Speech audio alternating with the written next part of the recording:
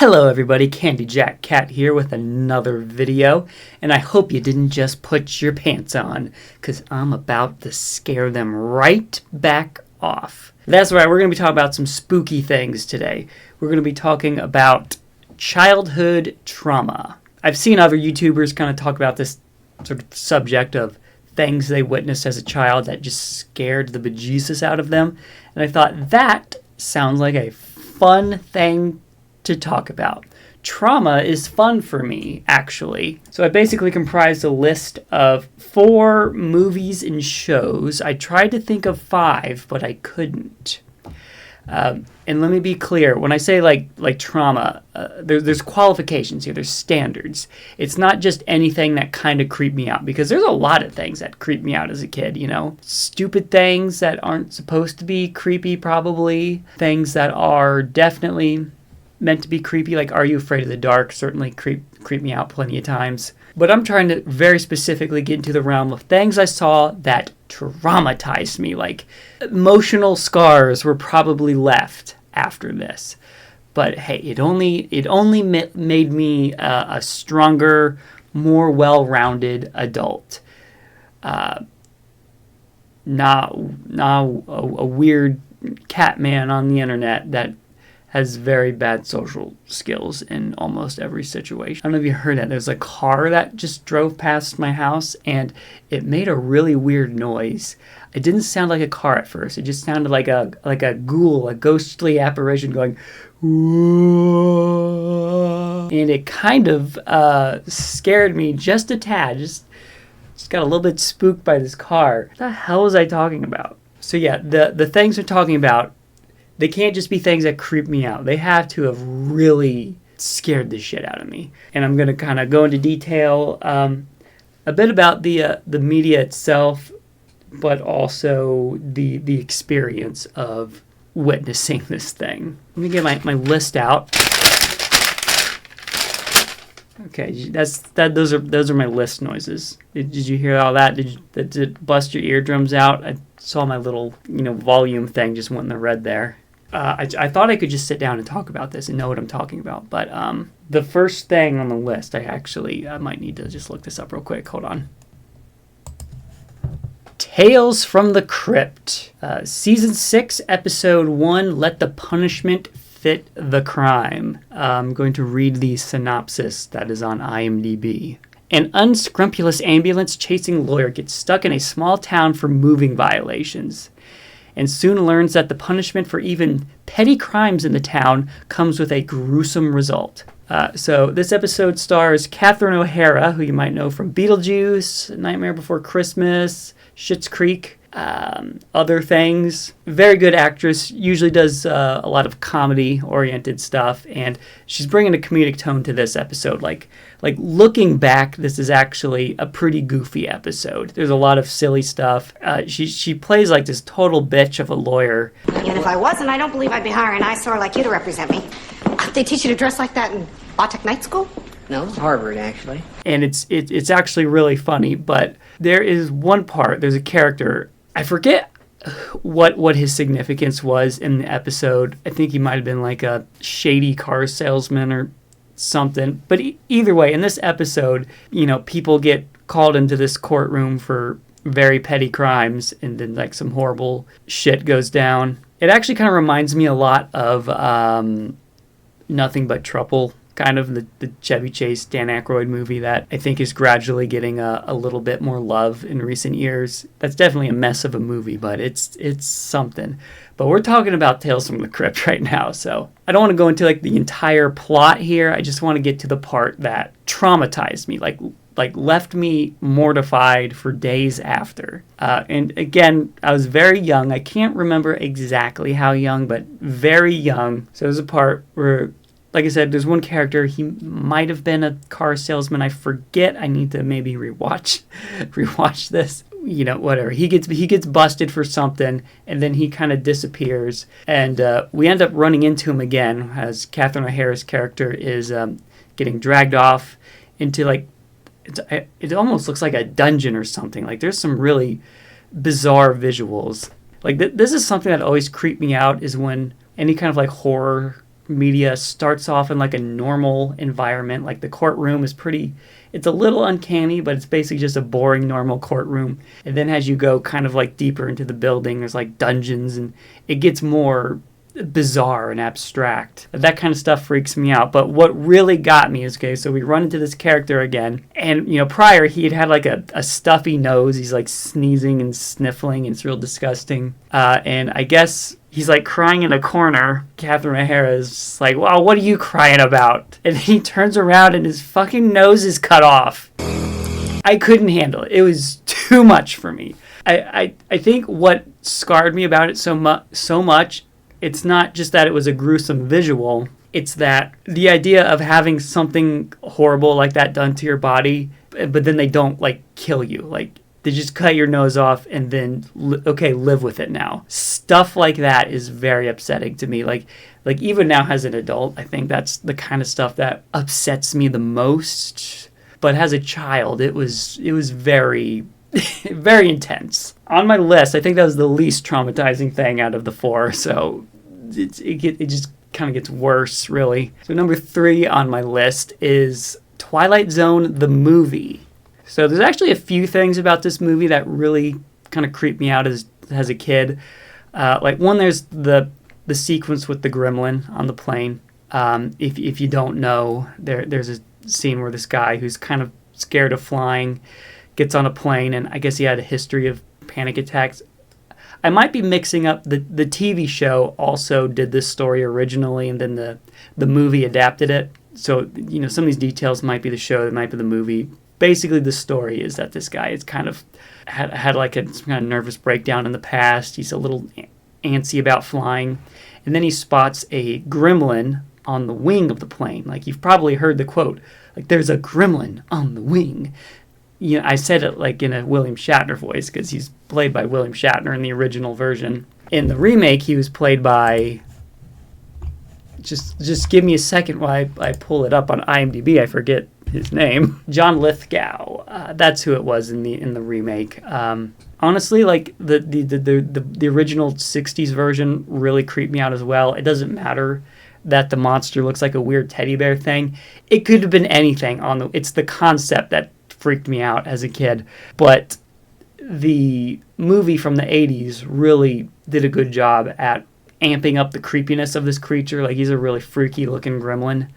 So that did creep me out quite a bit as a kid, but that's not the part that traumatized me. That's not why this is on the list. It's the part with the kid with the powers to do horrible things. There's, if you see the movie, like there's the part where like these like freakish Looney Tune type monsters, which also kind of creep me out.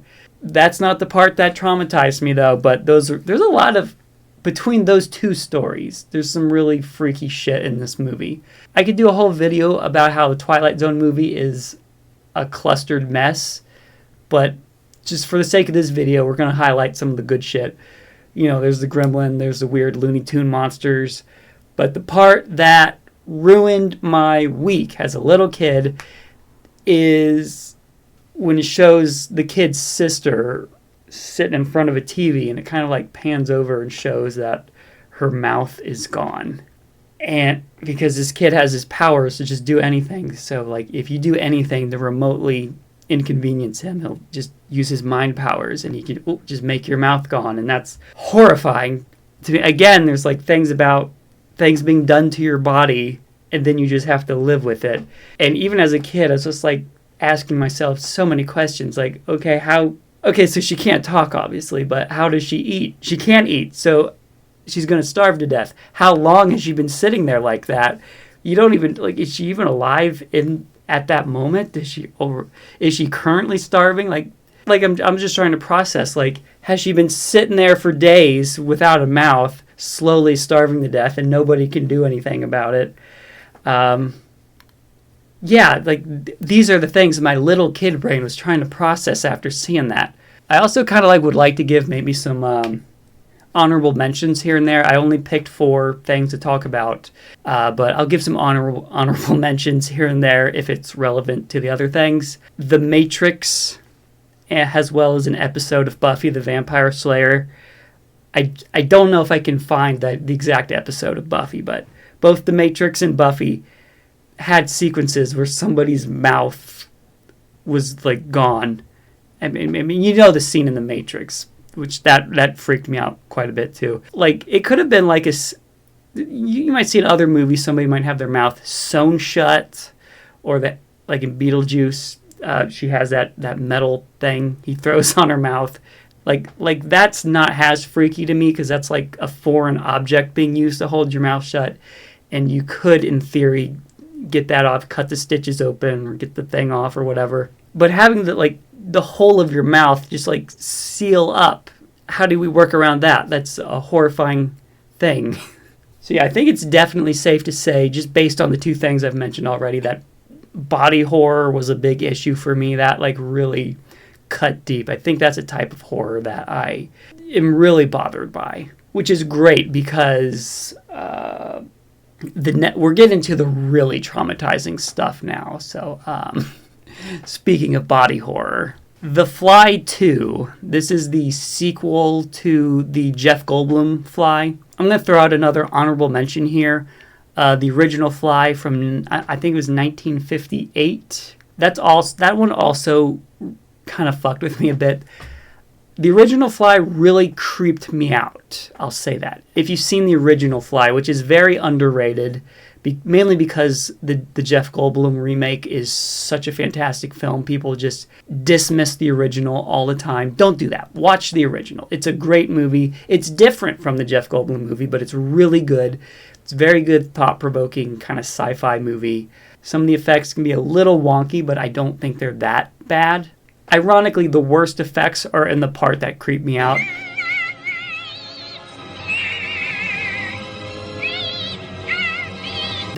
That fucked me up a little bit. When I first watched the original Fly, I was like, oh, this is going to be like a fun monster movie, because I was all about these like classic monster movies as a kid, so I was ready for that. And then it ended up being a little bit deeper than that, so I don't want to go too deep into it, because this is an honorable mention. Within the Fly franchise, the movie I watched after the original 50s film was the sequel to the Jeff Goldblum movie. So I hadn't seen the Jeff Goldblum movie yet. I just went from the 50s film to the Fly 2. And for the most part, that one was more of, I guess, what you'd expect from a monster movie. Just a lot of cool 80s gory effects. I loved all that. But where's the trauma come into? So if you don't know, within the Fly franchise, the whole premise is that this guy invents these teleportation pods. You get in one pod, and then it sort of like disassembles your atoms, throws them into space, and then they reassemble in a separate pod. It's a very interesting concept, but more interesting is how these movies show all the things that can go wrong.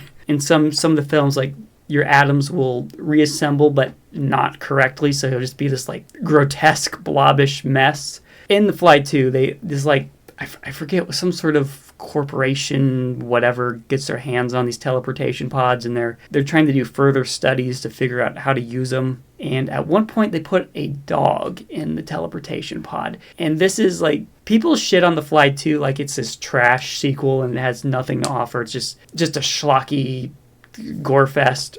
The scene with the dog it just turns up so much emotion. Like, it's so sad, but they put the dog in it's like this cute, I think it's a Labrador or something, cute, precious dog, precious little baby, put in the pod, comes out the other end, and it's just now it's this mangled, disfigured dog, can barely walk. Horrified me, but made me feel immense sadness at the same time, which is like, I don't think I've ever, at this point when I saw it, I don't think I've ever seen anything quite like that. That in itself is very traumatizing. But even more traumatizing, I don't know if it's more traumatizing, but it adds to the trauma, I'll say, is the main bad guy in this movie, the guy responsible for putting the dog in the pod and fucking it up. He gets his in the end. I'll say that. He gets his in the end, and it's very satisfying, but it was also very horrifying. That I was very young when I saw this. I was way too young. I don't know if my parents entirely knew what to expect. They just knew that I liked the 50s film. I was very obsessed with it after watching that one, so they let me watch this one.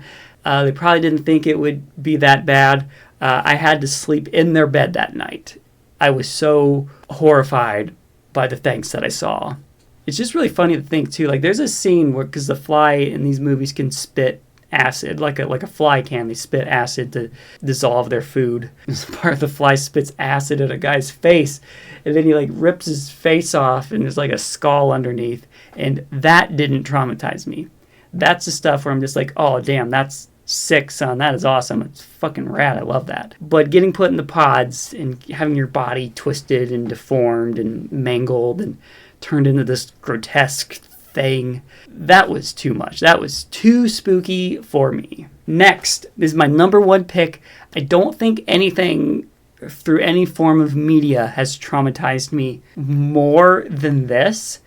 Like, I think this tops it. Like, I was kind of joking before about some of these things causing psychological scars. I think this movie actually did leave a long-lasting imprint. Like, let me put it like this. This movie triggered some claustrophobia. And I seriously have to wonder, did this movie freak me out because I was claustrophobic? Or am I claustrophobic because of what this movie did to me? Seriously, I don't know. Unlike the other entries where I can't exactly say how old I was, this one I'm pretty sure, based on my parents' recollection of the whole thing, I believe I was about 4. You heard that. I was 4. And as a little 4-year-old, I was sitting on the living room floor, playing with my toys, being innocent and pure and happy. And my mom was watching a movie on TV. A movie that, for the most part, is pretty mundane, kind of I think it's mostly a courtroom drama from what I recall. I did eventually go back and rewatch this movie as an adult, and it still kind of freaked me out. The movie was Fire in the Sky. If you've seen the movie, and you know what I'm talking about, you're probably now processing that me as a 4-year-old saw horrible things. So if you don't know, Fire in the Sky is kind of loosely based on a true story. I'm going to put heavy quotes on true story because it's about aliens abducting this guy. Most of the movie is these people trying to prove that they didn't kill their friend and that he was, in fact, abducted by an alien. It's kind of a weird thing. Like I said, mostly kind of like a courtroom drama, pretty slow. It's not bad, but towards the end, the friend shows up again and he gets to tell his story. And then you get the flashback of him getting abducted into the ship. And this is such a bizarre interpretation of like a UFO and aliens. Normally you think like UFOs is like very metal and lights and I don't know, like a machine. But this was like a very organic looking ship. Everything had like slimy, gross, stretchy looking stuff on it. Yeah, just like the design of the spaceship was really creepy. The aliens themselves were really freaky. Like, so I think officially the part where I freaked out is they put this guy on a table and then they put this like it looks like a latex stretchy substance. They put it over him. It's like vacuum sealed over him where he can't breathe. It's just like it's covering his mouth and everything. As I've seen with some of my other picks, body horror is a huge fear of mine. Another one is claustrophobia. Once they put that stretchy stuff over him and it smothered his mouth, I saw that and that was the end. I screamed so loud, and according to my mother's words, I tried to jump back inside of her. Those are her words. It just went from like 0 to 100 so fast. I was just playing with my toys, being innocent, screaming, jumping on my mother, trying to just get as far away from that nightmare as possible. Like years after that, I was really creeped out by the idea of being abducted by aliens. Not just because, being like the idea of being taken from your home or whatever, but it's like once you're in that ship, they can do anything to you. The idea of being abducted by aliens was a very serious concern. So yeah, that's probably the most traumatized I've ever been by a movie in my entire life. I tried to think of like 5 things, but I really couldn't think of anything else that got me that bad. There's definitely things that creeped me out. I could come up with a whole list of things that creeped me out. And maybe we can do more videos of this sort in the future, but I thought it'd be fun to just do something kind of short, sweet, simple. Just some movies and shows that I should, probably be seeing a therapist now because of, but it's fine. It's not a big deal. How does it think? What makes it move? Why does it breathe? Questions anyone would ask about a man. if they'd never seen one before. So for 5 days, a man was borrowed.